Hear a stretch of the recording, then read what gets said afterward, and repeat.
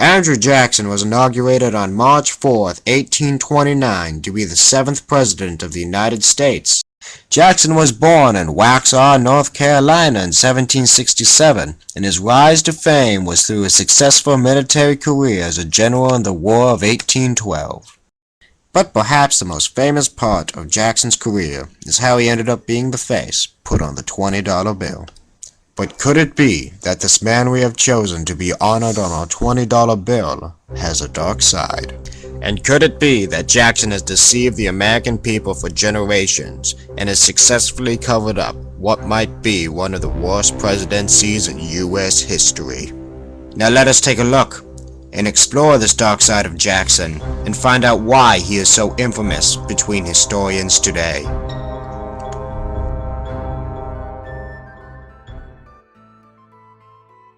Jackson repeatedly displayed disrespect for his office. When he entered office, many government positions were held by men who had been there since George Washington. The United States Constitution granted the president specific powers. The 6 presidents preceding Jackson used these powers sparingly, as the founding fathers had intended. But Jackson was different. During his presidency, he vetoed 12 bills. The first 6 presidents combined only vetoed 10. Jackson considered himself the head of the democracy, and claimed that he was the one best able to represent the will of the people. When the Second Bank of the United States expired in 1836, Congress passed a bill to renew the charter, but Jackson alone decided to veto it.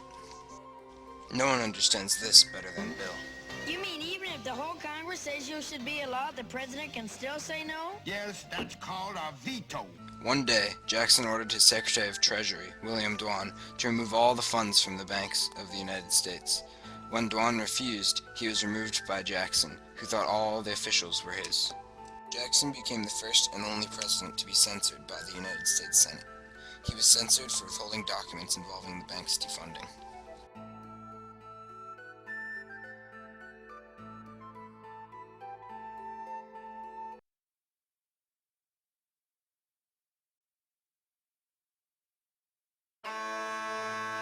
The nullification crisis occurred, like so many conflicts before it, as a battle of interest between the North and South. The origins of this crisis lay in the passing of the tariffs of 1828 and 1832, which helps Northern production by making Northern goods cheaper than foreign goods, but hurts the South by making foreign companies not rely as much on the raw materials offered by the South. The breaking point of this crisis, though, was when South Carolina, led by Jackson's ex-vice president John Calhoun, demanded the tariffs be repealed or they secede from the Union. And while South Carolina's demands were rejected in Congress, they turned to President Jackson, who was a self-proclaimed advocate of state rights, for help. But Jackson decided to show his true side yet again, denouncing South Carolina and state rights and threatening to use military force to march into South Carolina and hang Calhoun from the first tree he finds. This shows how it did not matter to Jackson under what circumstances an event happened, but if anything crossed him or challenged his power, he'd respond with lethal force to protect his pride. And it wasn't until Henry Clay's compromise bill that Jackson and South Carolina backed down. But until that point, Jackson was about ready to march into one of the states under his jurisdiction and completely destroy it for trying to protect its own interests. This is the truth behind the president known as Jackson. While he may have been a war hero back in the War of 1812, in office he was a complete tyrant.